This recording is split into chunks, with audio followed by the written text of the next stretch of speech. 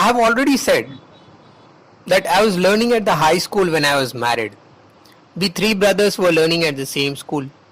The eldest brother was in a much higher class, and the brother who was married at the same time as I was, only one class ahead of me.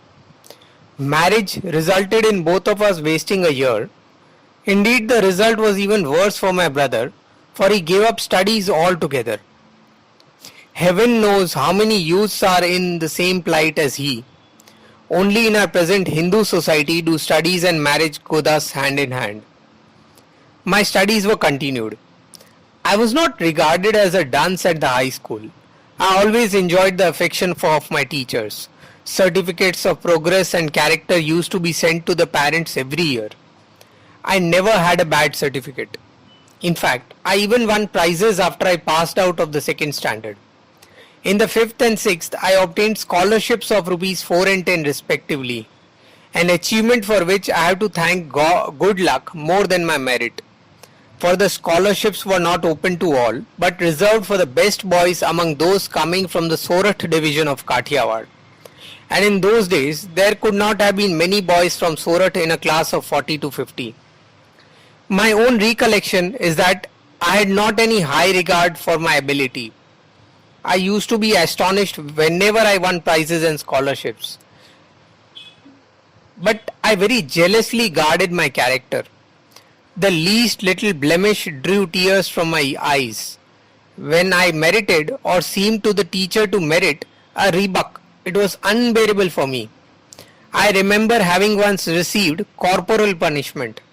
I did not so much mind the punishment as the fact that it was considered my desert.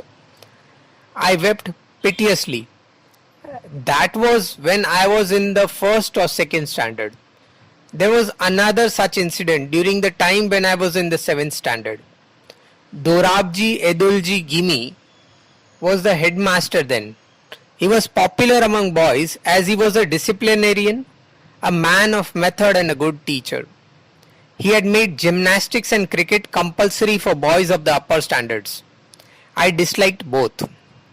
I never took part in any exercise, cricket or football before they were made compulsory.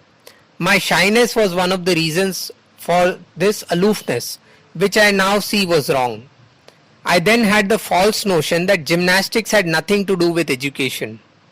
Today, I know that physical training should have as much place in the curriculum as mental training.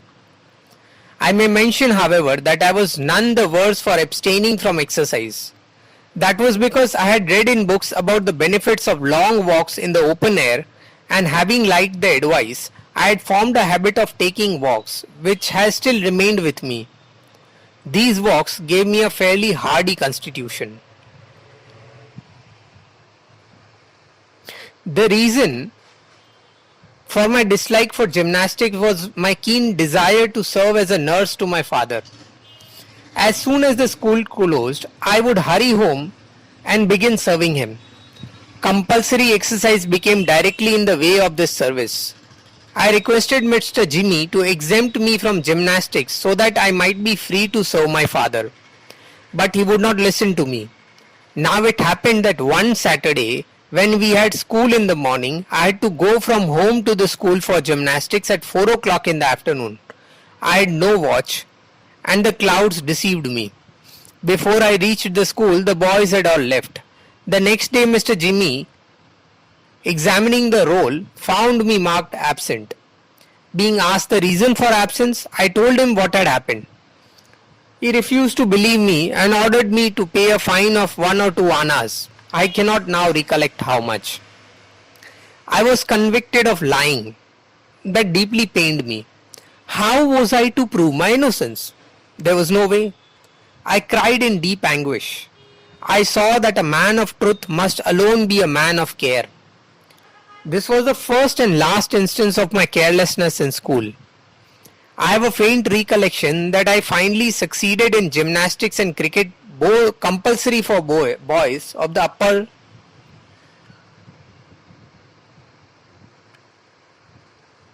I finally succeeded in getting the fine remitted.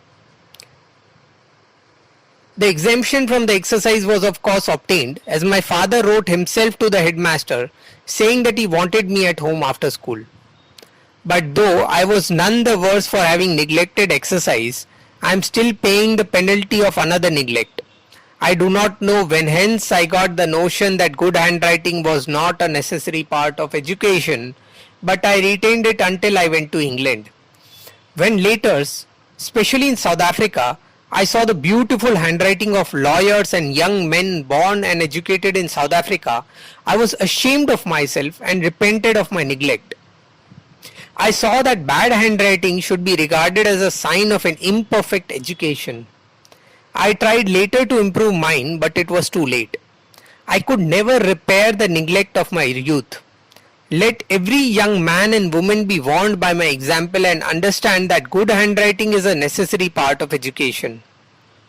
I am now of opinion that children should first be taught the art of drawing before learning how to write.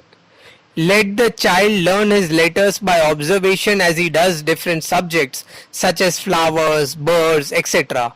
And let him learn handwriting only after he has learned to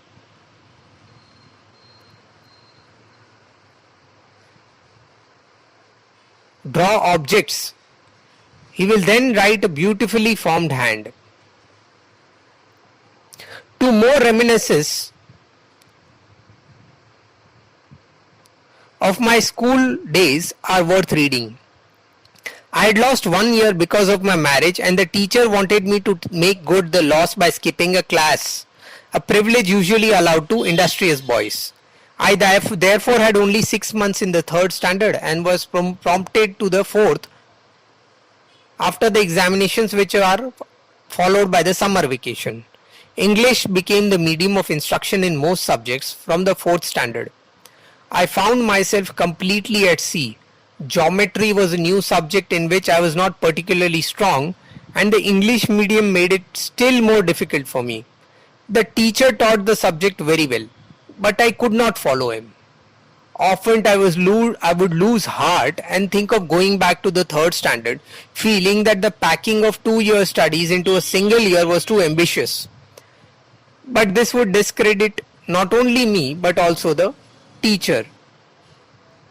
Because counting on my industry, he had recommended my promotion. So the fear of the double discredit kept me at post. When, however, with much effort I reached the 13th proposition of Euclid, the utter simplicity of the subject was suddenly revealed to me. A subject which only required a pure and simple use of one's reasoning powers could not be difficult. Ever since that time, geometry has been both easy and interesting for me. Sanskrit, however, proved a harder task. In geometry, there was nothing to memorize, whereas in Sanskrit, I thought everything had to be learnt by heart. This subject also was commenced from the fourth standard. As soon as I entered the sixth, I became disheartened. The teacher was a hard taskmaster, anxious as I thought to force the boys. There was a sort of rivalry going on between the Sanskrit and the Persian teachers. The Persian teacher was lenient. The boys used to talk among themselves that Persian was very easy and the Persian teacher very good and considerate to the students. The easiness tempted me one day and I sat in the Persian class. The Sanskrit teacher was grieved.